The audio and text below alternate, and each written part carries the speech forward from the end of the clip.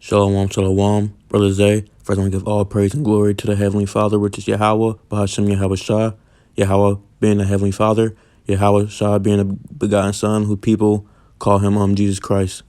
Today's topic is going to be about Revelation chapter 7, verse 9, because people think everyone's going to get saved according to this verse, but really you need precepts, pursuing Isaiah chapter 28 and verse 10, I believe. Yeah, 28 verse 10.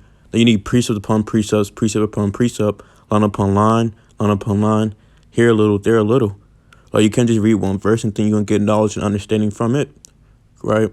So then we're going to break this down to show you that it's only talking about the Israelites still, right? So before Revelation chapter 7, verse 9, 12 tribes, it says the people, there's going to be 12,000 people, 12,000 people that's going to be sealed, and from the 12 tribes, right? That's the 144K, the elect men that was predestined before the foundation of the earth.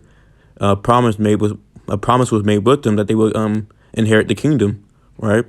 Then after that, you got verse 9 saying, "After this I beheld, and lo, a great multitude which no man could number, of all nations and kindreds and people and tongues, stood before the throne and before the Lamb, clothed with white robes and palms in their hands," right? So let's go ahead and break that down. Let's go to Revelation chapter 19. Let's break that down to show you that it's still talking about the children of Israel. See, Christianity will teach you that's talking about everybody. They read that to you, shut the book, try to shake your hand. Look, well, let's break it down, brother. Revelation chapter 19 and verse 7. "Let us be glad and rejoice and give honor to him, for the marriage of the Lamb is come, and his wife hath made herself ready," right? So who is that wife? Who's that female that is speaking about, right? So let's get a precept real quick to show you that's talking about Israel, right? So this is Jeremiah chapter 6 and verse 2. "I have likened the daughter of Zion to a comely and delicate woman," right? So it's talking about Israel right there. Let's go back to it though. Right, there's more meat on that. Revelation chapter 19 verse 8, and it reads, "And to her was granted that she should be arrayed in fine linen, that Israel should be arrayed in fine linen, clean and white, for the fine linen is the righteousness of the saints," right? So who's the saints?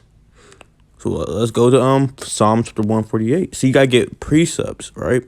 It leads up to the answer. You can't just get one verse thinking it's talking about this, because one verse says this and the other one says another. But when you get that next, the third precept, they both link up together, right? So let's get Psalm chapter 148 and verse 14. "He also exalteth the horn of his people, the praise of all his saints, even unto children of Israel, a people near to him, praise ye the Lord." So the saints are the children of Israel. It's not talking about everybody, right? You have to understand that the saints are the children of Israel, not everybody, right?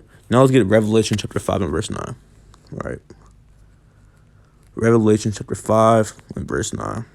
And it reads, "And they sung a new song, saying, Thou art worthy to take the book and to open the seals thereof. For thou wast slain and hast redeemed us to God by the blood of every kindred and tongue and people and nation," right? So who was redeemed by God? Who's when Yahweh shall return, he's gonna pull out the all the Israelites out of all the nations. You got Israelites in Japan, China, Turkey, all over the place. They're scattered abroad, right? So he's gonna pull because we're all gonna have different tongues. Not everybody speaks English and everything like that. If you have ears to hear. We don't all speak English. Some, speak Chinese and everything like that, right? Let me get Isaiah real quick. Because God is the redeemer of Israelites, right? So let's get Isaiah chapter 41 and verse 13. "For I, the Lord thy God, will hold... For I, the Lord thy God, will hold thy right hand, saying unto thee, Fear not, I will help thee. Fear not, thou worm Jacob, and ye men of Israel. You know, Jacob and Israel, same people. I will help thee, saith the Lord, and thy Redeemer, the Holy One of Israel. So he's the Redeemer of Israel, right? That's why it's important to get precepts. Let's get 2 more verses. All right, so now that we know he's the Redeemer of Israel. Exodus chapter 19 and verse 5. Now therefore, if you will obey my voice indeed and keep my covenant, then you shall be a peculiar treasure unto me above all people, for all the earth is mine. Verse 6. And ye shall be unto me a kingdom of priests and a holy nation. These are the words which thou shalt speak unto the children of Israel. Right?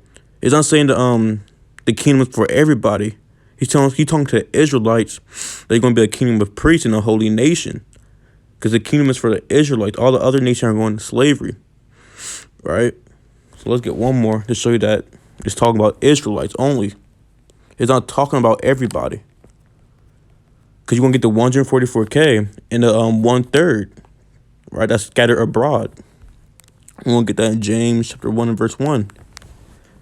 James, a servant of the Most High and of the Lord Yahushua HaMashiach, to the 12 tribes which are scattered abroad. Greeting. So we're all scattered abroad throughout the 4 winds of the earth, the 4 corners of the earth, right? So don't let nobody, because that's a stumbling block to everybody that first comes to this truth, including myself too, that I was taught, right? So let's read that one more time. After this I beheld, and lo, a great multitude which no man could number, of all nations and kindreds and people and tongues, stood before the throne, and before the Lamb, clothed with white robes, and palms in their hands. So that's talking about the children of Israel, the 1/3, right? So Lord willing, it was edifying. Shalom.